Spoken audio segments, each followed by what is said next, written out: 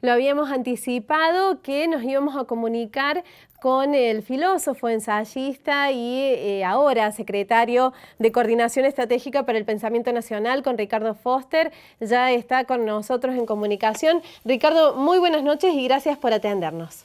No, un placer. Ricardo, pensando en este camino que nos está separando del balotaje, algo que al menos desde el Frente para la Victoria me parece que no se lo esperaban que Scioli ganara en la primera vuelta, pero necesito preguntarte, ¿por qué no logró el Frente para la Victoria un líder que representara al movimiento en su conjunto, con todas las diferencias intrínsecas que tiene? Sí. ¿Por qué no logró un líder de estas características? ¿Qué te parece? No, a ver, yo creo que hay que pensar ahora en términos de este camino que faltan hacia una elección muy, muy importante, yo diría tremendamente trascendente para los argentinos, la del 22 de noviembre, la fórmula del Frente para la Victoria está encabezada por Daniel Scioli, me parece que allí hoy se está jugando lo fundamental, después discutiremos en otro momento el camino recorrido, por qué no se ganó en primera vuelta cuando se hubiera podido ganar en primera vuelta, por qué de lo que decían las encuestas a la realidad hubo una distancia, por qué esa sorpresa, pero en este momento me parece que lo que hay que poner en discusión y discutir con el conjunto de la sociedad son los dos proyectos de país que están en juego, el modo como uno de esos proyectos no le dice a la sociedad la verdad de lo que piensa hacer, que es el proyecto del PRO, de Cambiemos, de Macri, y el modo como el otro proyecto, que es el que encabeza Daniel Scioli, viene recorriendo 12 años de historia argentina y le está proponiendo a la sociedad cómo se sigue ese camino, cómo se avanza, cómo se sigue defendiendo fundamentalmente el trabajo de los argentinos, la educación y la salud pública, de qué manera garantizar que de nuevo el saqueo internacional se quede con nuestras riquezas. Me parece que la gran discusión es esa, y es una hora dramática, porque se juega la próxima década de la vida argentina, no me cabe la menor duda. Son dos concepciones del país, dos modelos de sociedad, que lo tenemos que discutir a fondo. Córdoba, por ejemplo, Córdoba, que es una provincia clave en nuestra historia política, hoy ha votado mucho más cerca del macrismo que del Frente para la Victoria, y eso pone en evidencia también lo que en un punto ha perdido como memoria social incluso Córdoba. Yo recuerdo, porque tengo una relación muy profunda con Córdoba, aparte de haber hecho mi doctorado en la Universidad Nacional de Córdoba, de tener una relación intensa. Yo recuerdo, conozco a Córdoba desde hace muchos años, pero podría hablar de la Córdoba de los años 80 y de los años 90, una Córdoba en crisis, una Córdoba con sus pueblos casi fantasmales, con el turismo a nivel zócalo, caído en picada, con industrias en crisis, una Córdoba fragmentada socialmente. Y si hoy vemos Córdoba, vemos la recuperación de su industria turística, vemos también la recuperación de gran parte de su pequeña y mediana empresa. Eso no fue por Ricardo, magia, por milagro. Sí. Entonces en esto ¿no ves responsabilidad de la representación del kirchnerismo en esta parte de la Argentina? O sea, frente a esta recuperación, el resultado electoral, ¿no falló la dirigencia no, digo, la representación del kirchnerismo acá en esta parte del país? A ver, yo creo que efectivamente el Frente para la Victoria, el kirchnerismo no pudo, no supo encontrar la posibilidad de interpelar a sectores más amplios del pueblo cordobés. Efectivamente ahí hubo 1.500 problemas, muchas disputas internas, renuncias de quienes no tenían que haber renunciado porque habían sido ungidos con un voto importante. Por distintos motivos el kirchnerismo no pudo hacer un pie fuerte en Córdoba. Pero más allá de eso, yo estoy pensando en términos de los intendentes. Perdón, Ricardo, que se nos fue el audio un poco. ¿Qué decías? Sí. Que más allá de eso estás pensando en...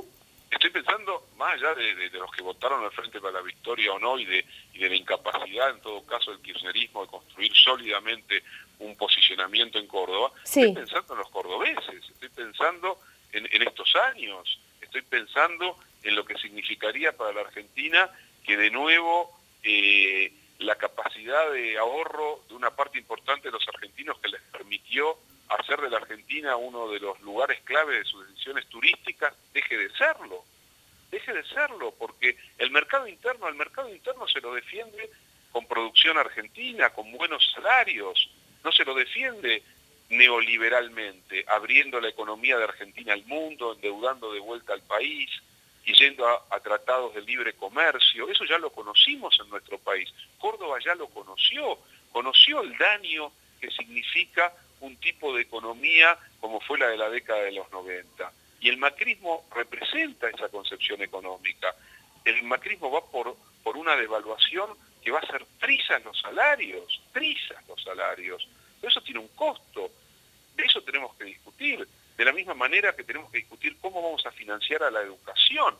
Porque lo primero que va a hacer el FMI, una vez que la Argentina vuelva a endeudarse y pida deuda para pagar deuda, va a ser volver a meterse en nuestras cuentas públicas. Y lo primero que va a hacer, como viene haciéndolo en todo el mundo, y con nosotros no va a ser más caritativo, va a ser exigir ajustes fiscales. Y la sociedad sabe lo que son los ajustes fiscales. ¿Dónde se corta? Por el eslabón más débil. ¿Cuál es? La educación, la salud, las políticas sociales. Insisto, me parece que esto hay que discutirlo, decírselo a la sociedad. Esto es lo que está en juego de cara a las elecciones del 22 de noviembre. Conozco muy bien la vida universitaria de nuestro país. Soy profesor universitario desde el año 84. Cualquiera de mis colegas que está escuchando en este momento la radio no me va a desmentir si digo que hasta el 2003 el salario y la inversión en educación universitaria cayeron en picada, eran miserables los salarios. Los profesionales, los egresados buscaban irse a cualquier parte del mundo. Nuestros científicos se iban del país porque no tenían chances, porque no había financiamiento estatal para la investigación. En estos 12 años se invirtió eso, se mejoraron exponencialmente los salarios, se invirtió en infraestructura, se crearon 15 universidades nuevas y al mismo tiempo se creó el Ministerio de Ciencia y Tecnología, se fortaleció el CONICET, se repatriaron más de 1000 científicos. Eso es una política que requiere esfuerzo estatal, que requiere inversión, no gasto, inversión. Y eso no tiene nada que ver con la ideología de Macri, no tiene nada que ver, aunque Macri no lo diga públicamente. Pero recordemos que Macri y sus parlamentarios a lo largo de estos años votaron contra todas las leyes progresistas de estos años, la recuperación del sistema jubilatorio, la recuperación de YPF, de aerolíneas argentinas, la ley de matrimonio civil igualitario, la ley de asistencia a la fertilización, la ley de género. Todo esto hay que señalarlo, porque ahí está la verdad, no en ese discurso que parece que le hablan a la sociedad en un tono de pastor evangélico, diciéndole vamos a trabajar para la gente, queremos la unidad. Hicieron todo lo contrario. Ricardo, todo lo contrario, sí. Esto que hablas de las universidades y los investigadores y demás, lo estamos viendo incluso en estos días. Ahora se está preparando para mañana que en Río Cuarto un evento en la plaza donde investigadores y becarios del CONICET van a hacer una jornada de concientización sobre la importancia de la universidad pública y gratuita, y cada media hora tienen pensado cambiarse los guantes blancos por unos amarillos y ponerse a lavar platos y después volver y demás. Fantástico. Pero ¿te parece que es una buena estrategia esto? ¿Esto no ahuyenta la voluntad de voto?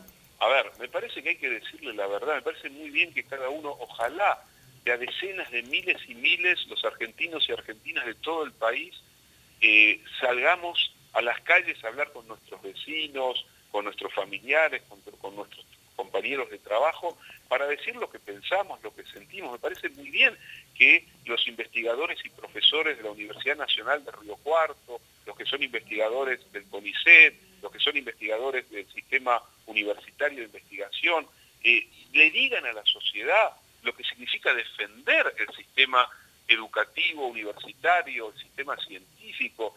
La verdad que eso no es ahuyentar, eso es decirle a los vecinos de toda la vida por qué si una persona es bióloga o historiador, hoy se gana dignamente la vida trabajando e investigando en la universidad, porque ella no tiene que irse a Estados Unidos o a Alemania a trabajar porque acá no tiene posibilidades, porque hemos formado durante mucho tiempo a decenas de miles de investigadores que terminaron yéndose de la Argentina.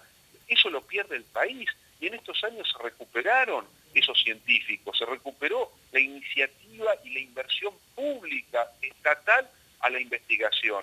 La creación del Ministerio de Ciencia y Tecnología fue una decisión extremadamente importante, estratégica para el país.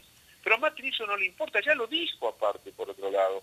Hay que hablarle con la verdad. Después, si la sociedad quiere votar otra cosa, si quiere ir contra sus propios intereses, sobre todo los sectores medios, los sectores populares, o los sectores ricos, los que están más allá, los que han acumulado y fugado riqueza a lo largo de tantos años, esos quieren que gane Macri, por supuesto. A mí mi preocupación es tratar de hablarle a quien es un profesional, un comerciante, un pequeño o mediano industrial, un pequeño o mediano chacarero, un estudiante, un docente, un trabajador industrial, hablarles y decirles lo que está en juego en la Argentina en este momento. Por eso la dramaticidad de esta elección, no es cualquier elección, porque por primera vez en democracia un movimiento claramente de centroderecha, de tradición liberal conservadora, tiene chances de llegar por el voto. Siempre llegaron de otra manera, llegaron a través de golpes militares o transformando movimientos políticos de tradición popular en brazos ejecutores de sus políticas, como fue el menemismo en los años 90. Bueno, hoy por suerte estamos en democracia y las cosas se dirimen en democracia, pero también hay que señalarle a la sociedad y a aquellos a los que podemos llegar. Yo no quiero convencer al 100% de la sociedad. A mí me basta con que el 51% de la sociedad, o el 50 más 1, tenga conciencia de esta realidad y de esta situación y vote en defensa de los intereses de las grandes mayorías del país. Ricardo, Lo que está en debate, sí. Sí, escuchábamos hoy a Karina Rebolini decir que su marido no va a hacer cadena nacional, que va a ofrecer conferencia de prensa. Lo escuchábamos a Daniel Scioli hablar de devolver el 82% móvil a los jubilados, de eliminar las retenciones de las producciones de las economías regionales. Esto da a pensar como en una estrategia doble de Scioli. Por un lado, diferenciarse un poco de lo que se le ha venido pidiendo al kirchnerismo y que no ha hecho. Y por el otro lado, plantear esto que estabas planteando vos, de los dos modelos en juego, y entonces ahí se acerca al kirchnerismo y se diferencia de la otra opción que es el macrismo. Interesante lo que preguntan. Yo diría, a ver, el 82% móvil lo ha planteado Scioli para las jubilaciones mínimas, que son el más amplio espectro jubilatorio. Sí.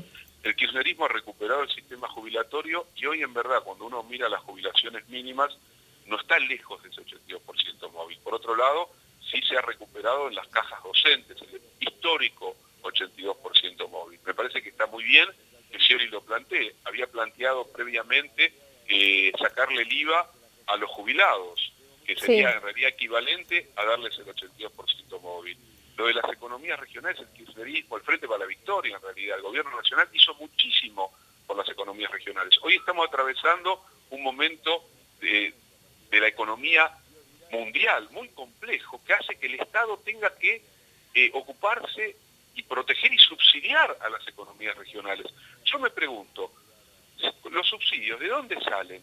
Si no son de la capacidad del Estado Nacional de recaudar y de transferir recursos a los que más lo necesitan.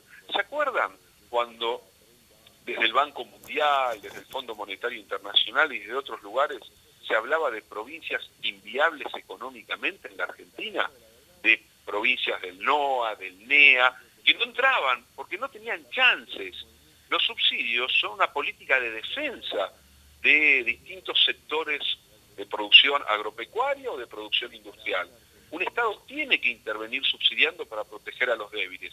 En el Estado neoliberal de los 90, a los débiles simplemente se los excluía, se los arruinaba. Entonces me parece muy bien lo que Scioli está diciendo, bajar las retenciones en aquellas economías regionales donde efectivamente eso es imprescindible. Yo recuerdo que cuando se aprobó la ley, la primera mitad de la ley 125, la famosa resolución 125, que después con el voto de Cobo se rechazó, la ley implicaba una diferenciación de las economías regionales respecto a otras, a las economías ricas de la pampa húmeda. Pero bueno, eso es pasado. Ahora, por supuesto que es importante ver cómo se enfrenta a un tiempo del mundo infinitamente complicado. Me parece, por eso, interesante lo que sale a decir Daniel Scioli, y cada uno tiene su estilo. El estilo de Daniel Scioli no es el estilo de Cristina. Si a él le parece bien dar conferencias de prensa, es su decisión. Por eso si es elegido presidente de la Nación, como presidente decidirá cuál es el estilo de su gobierno. Ricardo, muchísimas gracias por este contacto con nosotros y siempre por tener tan buena predisposición. Muchas gracias. Un abrazo. Hasta la próxima. Era Ricardo Foster, secretario de Coordinación Estratégica para el Pensamiento Nacional, en este Palabras Políticas que estamos planteando en este camino hacia el balotaje del 22 de noviembre. Después de la pausa hablamos con Mario Negri, diputado nacional por la Unión Cívica Radical y miembro de Cambiemos. Y después invitamos a la mesa de Palabras Políticas a Hugo Aguilar, especialista en ciencias del lenguaje, para empezar a desentrañar un poco esto de cómo se está usando el discurso en esta campaña electoral. Pero todo eso después de la pausa.